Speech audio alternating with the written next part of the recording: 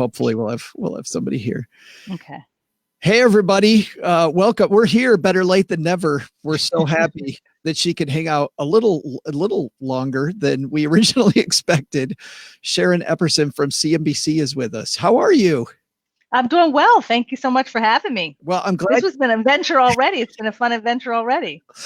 I'm sure during your career, Sharon, you never, ever had any technology problems. Never. First time for everything.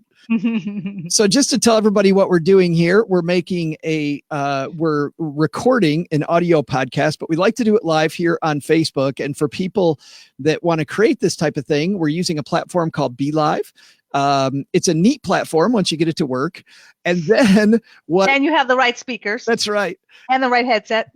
And then in the background afterwards, we'll take this and we'll cut pieces of it and make a YouTube video, because as Sharon probably already knows, YouTube likes a shorter video, just the professional parts, where Facebook is much more conversational. So we get 3 pieces of content in one fell swoop with Sharon. So you ready to make a podcast? I'm ready. We can also, by the way, because we'll edit the audio podcast, even though we're hanging out here live on Facebook. If you feel like you're not making a point, feel free to say, you know what, I want to do that again, back up, and Steve, our engineer, will cut and make you and I sound pretty. Excellent. All right. That sounds great. Love it. I'm gonna over here go. I can't now. Here's the thing: is I can see comments. And Sharon will be able to see the comments too, but we can't see who it is. And the reason for that is because we're doing this in a closed Facebook group. And sometimes we talk about personal finance. Facebook has a rule where they won't let us show people's names. So I'm going to pull that up here really quick so I know who's talking to us. And then we're ready to start. Sounds good. Sharon, if we go longer than 20 minutes, I really messed something up, just so you know. No worries. All right, let me see. Here we go. And I think, oh, that's our friend Donna making fun of me, saying I'm lucky to have you on. I am lucky, Donna. I am very, very lucky. Donna's with us from Alaska, by the way, Sharon. Wow. Thanks, Donna. Yeah, she is, well, it's been a heat wave up there. I was just reading. So, okay, here we go. And we're so happy to have her here with us on the show. She is... Let me start that again. See, I'm taking mine. All right, here we go. She was named one of the 12 to watch in TV news in 2018. She's CNBC senior personal finance correspondent. But right now, we have her here with us live. Sharon Epperson joins us. How are you? Hi, I'm great. How are you? Well, I'm fantastic now that we have you here. And I'm so happy that we get to talk to you, because I want to start actually with some stuff that happened lately, and then go back to the beginning of your career and talk about the early days and maybe some lessons that people watching or listening can learn from you. But sure. It's 2016. You're out exercising. I understand. I mean, fact check me if this is wrong. You're out exercising and you just get done stretching. And all of a sudden, what happened, Sharon? You felt horrible? I felt horrible. The worst pain I've ever had in my head. I don't get migraines. I don't get that many headaches, but this was worse than that. This was something that made me get up from that exercise studio and get out as quickly as I could, and then realize, okay, what do I do now? I'm in a parking lot and I can't drive. So it was a very surreal experience. It was, more pain than I have 2 children, so more pain than I'd ever experienced before. And I'm glad that I got the medical attention I needed as quickly as I did. So you knew it was something out of the ordinary, but did you know it was this bad, that it was an aneurysm? No, I had no idea that it was aneurysm. I didn't really know what an aneurysm was. And like many people, I just thought people who had aneurysms were no longer with us. Yeah. So I'd never really heard of anyone who'd had one and survived. I just thought it was a really bad headache. And then I thought maybe I did something. I didn't think I hit my head just exercising, stretching in the beginning of a workout. But I was like, maybe I did have some weights in my head. So did I hit my head and didn't realize I hit my head? Or why is my head hurting so badly? And because I do have 2 children who are athletes, and I know about, if you start to feel nauseous and there's vomiting, your head hurts, that's often a concussion or something wrong. So I knew something was wrong, but I couldn't figure out how I could have a concussion because I hadn't been in a contact sport or anything that would have allowed that to happen. But quickly I was kind of going in and out of consciousness, and the doctor who first saw me said that was the warning sign that he saw, and he's like, she needs to get to the ER right away and get some imaging done. And I had a CT scan that then showed that I had bleeding in the brain and that I had an aneurysm that had ruptured. Wow. Holy And crap. that's basically like a vessel in your brain, a blood vessel. It creates like a balloon type thing, and that's what the aneurysm is. And as it fills up with more and more blood, and it gets like a balloon that gets bigger and bigger, eventually it gets so thin it pops. And I had the pop. I know two people, healthy, vibrant, very much like you in those ways, no signs ahead of time, that passed away from aneurysm. So you're on a mission now in this area. I am absolutely on a mission to raise awareness about the fact that 1 in 50 people have this crazy balloon thing, aneurysm, in their head. They never know it, and they don't have to worry about it because many times nothing will go wrong. It'll be fine. And there's so many vessels in that brain. It could be a major one, could be a minor one. It doesn't affect many people, but the people that it does affect, the 30,000 a year that have an aneurysm that then ruptures, most of those people, or many of those people, either pass away or they have serious neurological deficits. I mean, the people who 40% of people never even make it to the emergency room. And those people that do live, 2/3 of them have some serious deficits and really are unable to, in many cases, walk, talk, work, anything. Wow. And you feel great now, though. I feel really good. I'm much more focused on my health. I mean, one thing that a health scare will do for you, I hope, for anybody who's experienced this, is it makes you laser focused on your own health. So I'm really trying to, I thought I was healthy already. I mean, who drinks spinach smoothies? Like, that's not a normal thing that someone who, not to date myself, but growing up in the 60s, 70s, we did not drink spinach. We barely ate spinach. But, I had a spinach smoothie that morning. I thought, I'm in an exercise class, and then I'm going to go to work, and I'm going to do my 10, 14-hour day like we do in New York, and like anybody probably who's watching this does, those long days that you do. But I'm going to get my exercise in beforehand, and it still happened. So now I'm really trying to, the things I didn't do were working those 10 hours straight. Not a good idea. Like, you got to take breaks. You got to take a minute, be mindful, be present, be grateful. That's kind of my mantra now. Well, let's go back down memory lane to those early days and maybe not have people work quite so hard as you did, so they can avoid that. But I want to go way, way, way back. And once again, fact check me on this, but I understand that you served a summer internship at the age of 18 in the Pittsburgh Press Library Department. Oh my gosh, you are good. Was that? You are good. Can you imagine? They called it the morgue. I mean, who would get into journalism today or into media today if you first started in a place called the morgue and you really wanted to be, a writer? But that was the best place to learn. And I actually had to handle the newspaper clippings, and how many people even read the newspaper today? I hope they do online at least.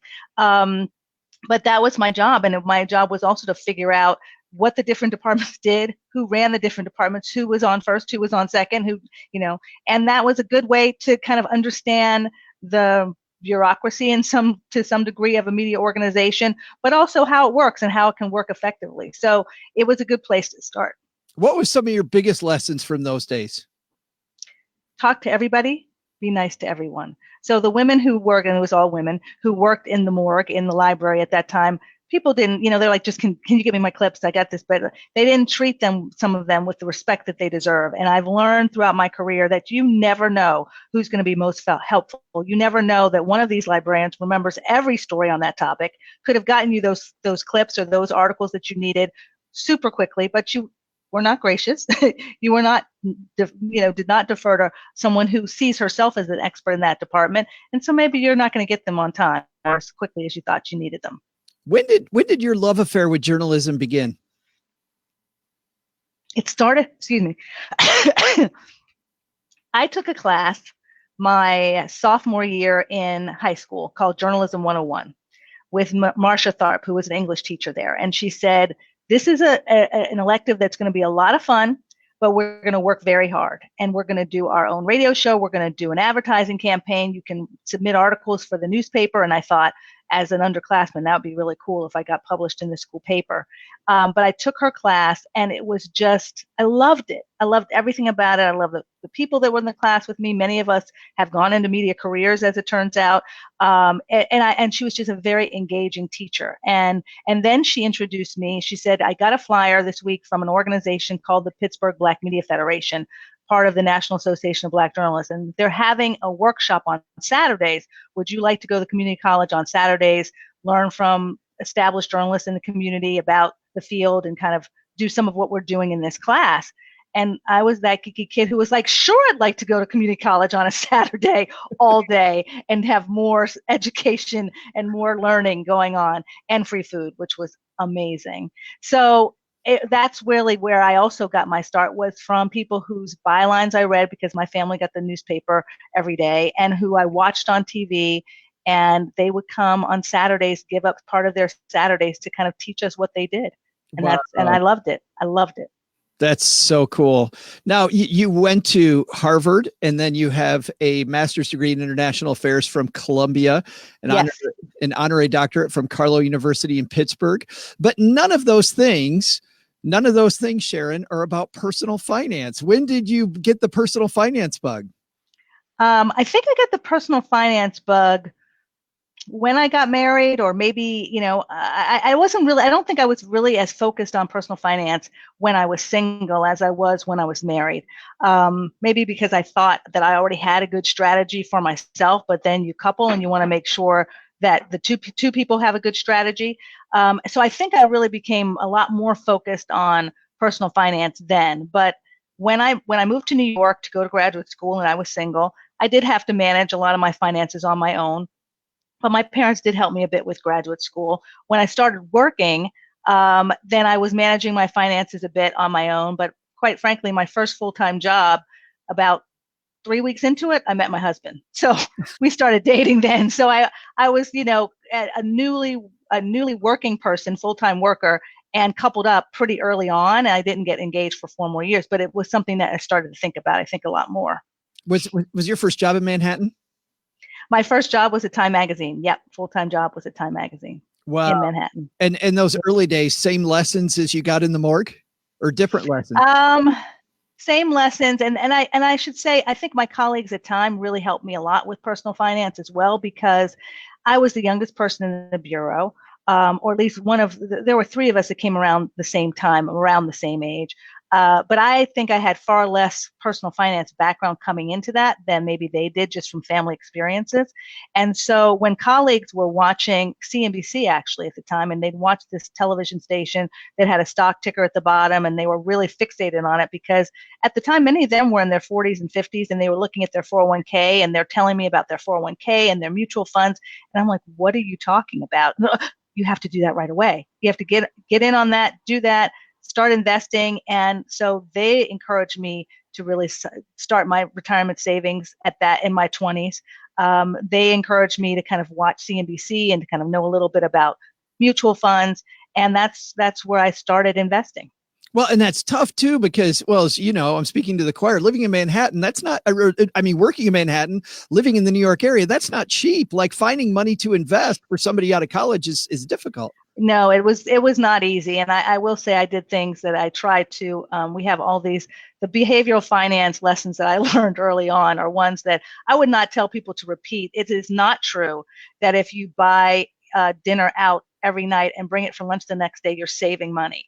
But somehow I told myself that was true, so that I could eat out every night. And as long as I didn't eat it all, I brought the leftovers. Well, hey, yeah, this is pretty good.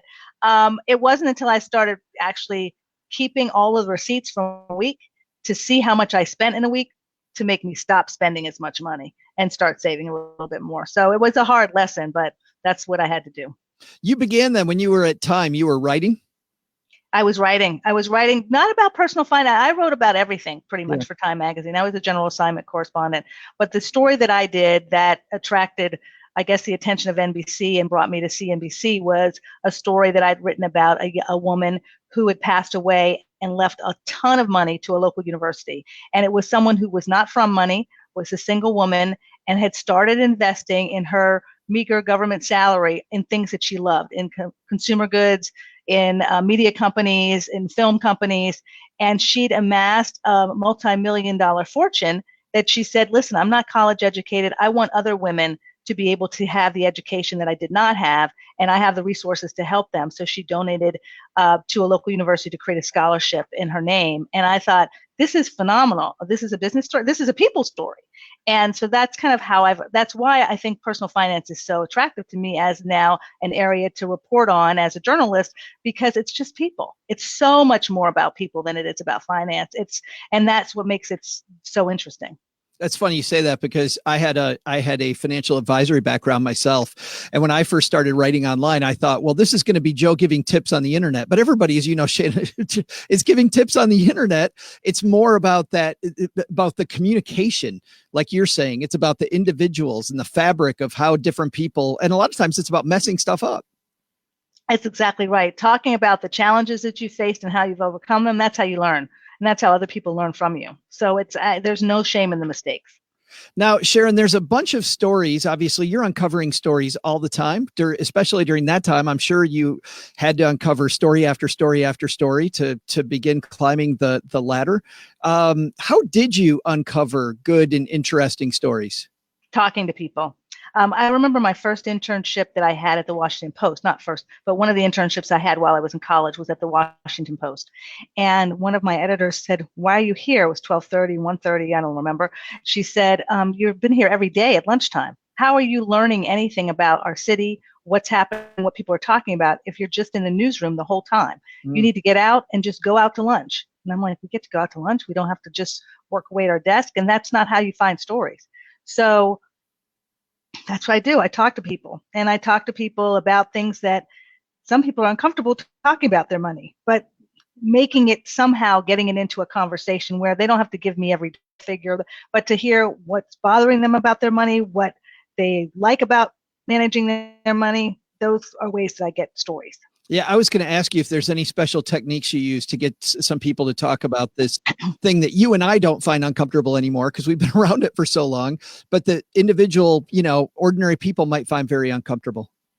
I think sharing sometimes what I've done or what I haven't done well, or stories that I've done where people have been very successful or they haven't, lets people know that they're not alone. I think that's helpful. And I think also, one thing I found, and since you were in the financial advisory business, you tell me if your small business clients were like this. People who have their own thing often want to promote that thing, whether it's a passion that they have working in a civic organization, social organization, nonprofit, and they're a corporate person, or they're working from home, or someone who is working from home or creating their own business. So if I'm able to talk about that, because that's still, again, it's a personal story, it's still part of who you are, that helps. People want to be able to talk about what they love and what they know, whether it's talking about their children that they love, talking about the new business that they want to create, talking about the business that they have created, or the new initiatives they're doing through their work, and kind of incorporating both helps, I think, to encourage people to tell their story. In 2009, I almost said 2019, that would be right now. 2009, your book, The Big Payoff, came out. 8 steps couples can take to make the most of their money and live richly ever after. You're already working these massive days. You now, I think, are juggling a ton of different things. How did you get the book done? So it was actually 2007, I believe. I started working on that book when I was pregnant and then had my first child. Holy cow. And I thought, because I'm one of those people who's type A and I guess overachieving, I was thinking, I'm off from work. I have the time. Motherhood is like a full-time job plus. So that I started it, then I had my baby, and then those days that I thought I was going to be during my 4-month maternity leave that I was going to be, or actually it was 8 months, that when I thought I was going to be able to do some writing, it didn't really work out that well. But eventually, my husband and I were able to tag team, and he was writing, he's written many books, and so he would write on one weekend day, I would write on the other weekend day, and we'd trade off the childcare. It took me 4 years to write that book. And it was not easy to carve out the time. And then the other part that is so very difficult, and everyone who's involved with FinCon knows this, it's all about how you market that book too, or your blog or whatever. And that takes so much time, just as much time, if not more time, than actually researching and writing the book. So it was a big endeavor. It was a very big endeavor. But I'm very glad I did it. And again, it was coupling up and realizing that my husband and I, are we on the same page here about money? And initially thinking we weren't, and then realizing how we were. And I said, okay, there's not enough out there at the time about couples and money, I thought. And I'm going to tell it from our perspective of how we came together on this and the main things that we needed to know as we were putting our financial future together as a couple. So that's how I wrote the book. I want to ask you two questions about that. First one about writing, second one about marketing the book. But on writing the book, I want a little bit about your methodology. Did you find that you had any blocks while you were writing? And if so, how did you get through those? And did you set yourself a word count? Like, are you a morning writer, evening writer? Tell me about how you went about getting all that finished. So the block is called Dylan Epperson Farley. He's now 17 years old. And that was a huge block. So I had to not necessarily be with Dylan when I was trying to write. Finding time to just write a page or a couple pages every day was important. That was what, my agent at the time had said and the editor had said. And so that did work, but still 4 years is a long time. So there were months that I wasn't writing and wasn't putting it together.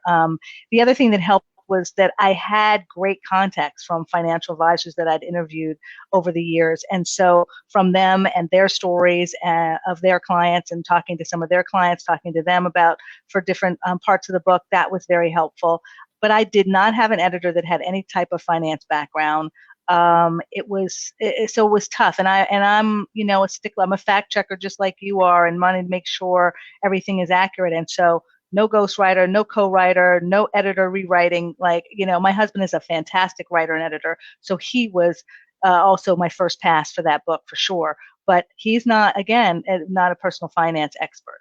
So it was a lot of lead work. Somehow what's strange is I cannot hear you. Okay, and I can't hear.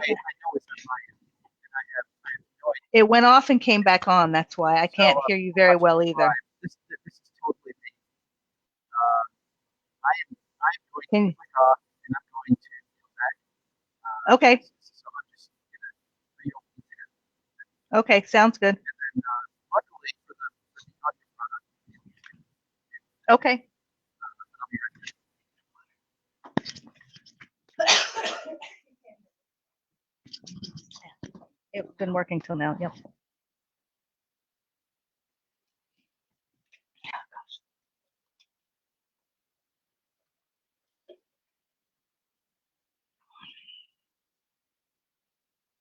He was going to dial out and come back in for the 8 people that are here. I love the 8 people.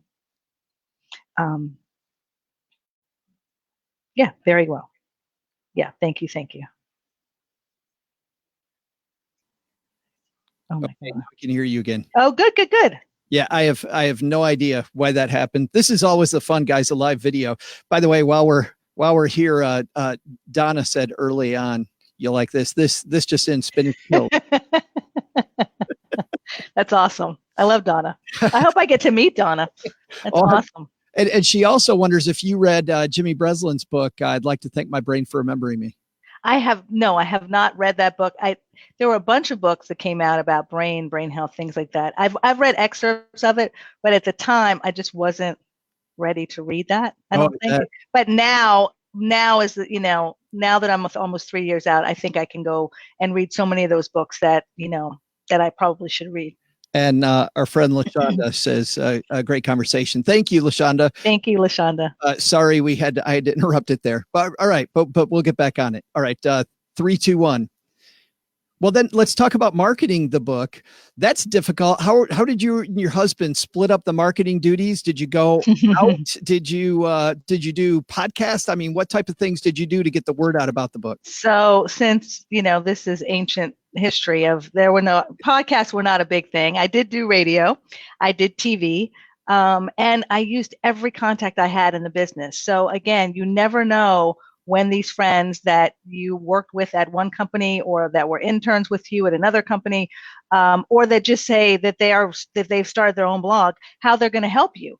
And so I reached out to everyone that I could. And I will say I found in working with my publisher, I had a series of leadership changes at the publishing house that I was with, and my editor changed. Trying to find the right PR team was difficult. So I really had to use my own resources, and then, kind of then tell some of the PR people at the publishing house, these are the folks I know, contact all these people. Because I did think it was better to come from them than to come from me directly, but it was a lot of my own contacts. And guys, and I don't want to let this go, a big lesson, Sharon, that I'm hearing from you over and over and over that started there at the morgue was learn how it works. Everybody's important. Talk to as many people as possible. Like, this is the point where you're kind of, I feel like, calling some of these chips back in to these relationships you made. That's exactly right. That's exactly right. And making those relationships, the fact that I was already pitching stories to nightly news for NBC and for the Today Show about topics that I was covering, then made it easier to say, I also now have a book. Could I come on and talk about this book? If I hadn't already had that relationship, that wouldn't have worked. And the same is true of local TV and radio that I did in Pittsburgh and in Boston, where I went to college. And so, yes, it's very important. You just never know. I want to transition for our last piece of this to your time in video. You spent a little bit of time doing video. Let's talk about what's important when you're in front of the camera, because that eludes a lot of us in this community. You and I have seen a lot of bad videos. We've probably been in some videos that aren't as good as they could be. What's important to remember when you're making video content? Well, that there are always going to be technical issues. We've had our own today. That happens all the time. And you just keep smiling. I use a kind of a comment that my mother made before I got married now, almost 22 years ago. And she said, if the chandelier falls, you keep smiling. Don't stop smiling. Probably because she paid a lot of money for that wedding, but also because it's true. People just want you to be genuine, and they know problems happen, but you have to keep going. And when I was covering the oil markets and commodities for CNBC for 8 years on a trading floor with that was 99% male, 99% no diversity in terms of people of color. And I had to talk about oil prices and gold prices and gas prices and things that I was somewhat interested in, but not as interested perhaps as overall my personal finance coverage. I had to smile through it, and I had to make it a story, and I had to make sure that our viewers understood why it was important that they knew what was happening with these different investments that they may have, or that may be influencing investments that they did have. And so when my children now say, "Oh, Mom, I don't know if I can do," and I said, "Oil prices. That's all I have to say to you. 8 years, I did that for you." So it's important. It's important to just really to sell it. And that's what you're doing when you are covering personal finance, when you're doing it for your blog, for your own initiative. You're trying to make people understand why you're so passionate about this. And the same thing happens on video. And what's great about video, the way that it's often done today, is it should look great. And you should have good lighting and make sure the audio works. And we want to be able to hear each other when we're speaking to one another. But they also want you to be real when you're delivering it, when you're talking about it. And I think that's what makes videos people really respond to them. It doesn't just have to be super slick and polished and all of that, and that's going to make it work. No, it has to have great content. It always starts there. Great content, something that I did not know that now I know. And then the person delivering it, or the way that it's delivered, that is also going to be important, but the content is king. I like your emphasis on being authentic, but are there any tactics that you use in the way that you set up the segment with maybe a personal story up front, or do you start it off, hit it hard, and then the background information after? Is there a certain way that you like to set up your video to make it more effective? Well, I do think it's important to set it up with a personal story at the beginning. I think people are more engaged when they hear it from when there's a real person involved. And then they learn something from there, either from the expert, maybe a financial advisor, maybe someone who is, done a big study or something like that.